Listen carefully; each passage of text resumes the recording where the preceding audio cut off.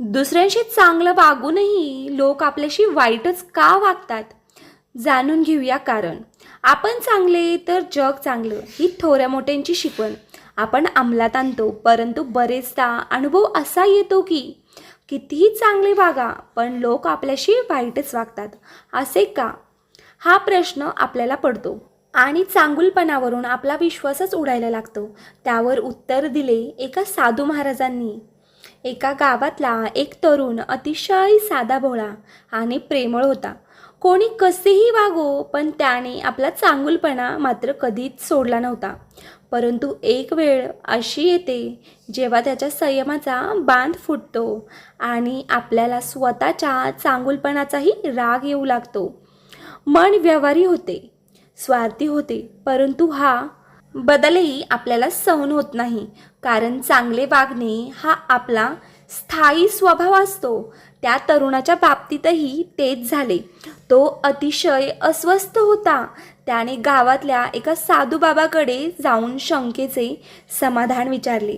साधू महाराजांनी त्याला आपल्या सदऱ्याच्या खिशातून एक अंगठी दिली आणि म्हणाले, पुढच्या आठवड्याभर ही अंगठी तू तुझ्याजवळ घे आणि त्याची किंमत किती मिळू शकेल याचा शोध घे.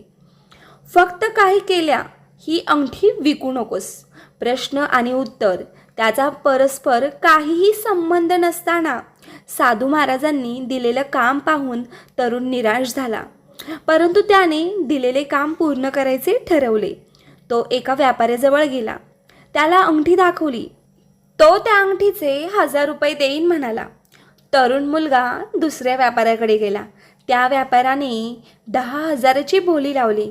तिथून तो एका सोनाराकडे गेला. सोनाराने अंगठी नीट पाहिली आणि म्हणाला, 1,00,000 रुपये देतो, पण ही अंगठी मलाच विक. तरुण मुलगा गोंधळला. तिथून तो एका जवाहिराकडे गेला. त्याने मोल ठरवायला वेळ लावला, पण त्याने जे उत्तर दिले ते ऐकून तरुण मुलगा चक्रावला. जवाहीर म्हणाला, माझी सगळी संपत्ती देऊ केली तरी या अंगठीचे मोल मला फेडता येणार नाही. हे ऐकून तो गोंधळलेला तरुण साधू महाराजांकडे परत आला. त्याने सगळी हकीकत सांगितली.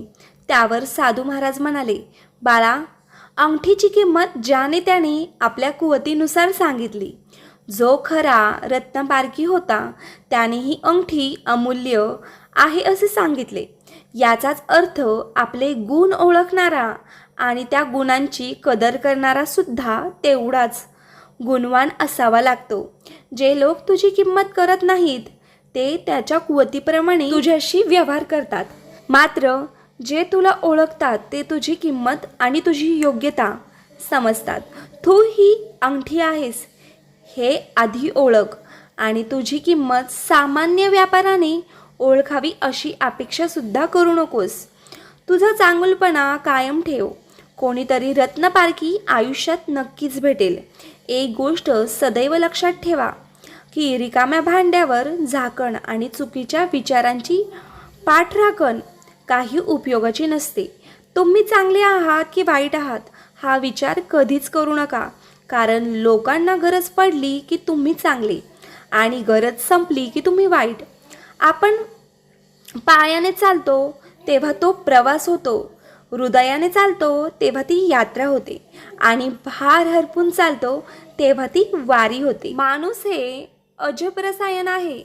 आवडला तर त्याचे दोष दिसत नाहीत आणि नाही आवडला तर त्याचे चांगले गुण पण दिसत नाहीत. नेहमी मन निर्मळ ठेवा, प्रामाणिक राहा.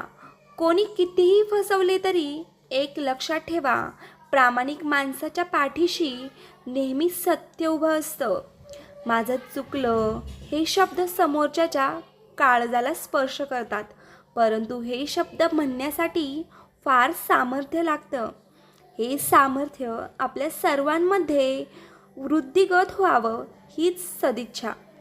तर मित्रमैत्रिणींनो, तुम्हाला आजचा हा छोटासा व्हिडिओ कसा वाटला हे कमेंट बॉक्समध्ये नक्की कळवा. व्हिडिओ आवडला असल्यास व्हिडिओला लाईक करा आणि असेच नवनवीन व्हिडिओ पाहण्यासाठी आपल्या चॅनलला सबस्क्राईब करा. धन्यवाद व्हिडिओ शेवटपर्यंत पाहिल्याबद्दल.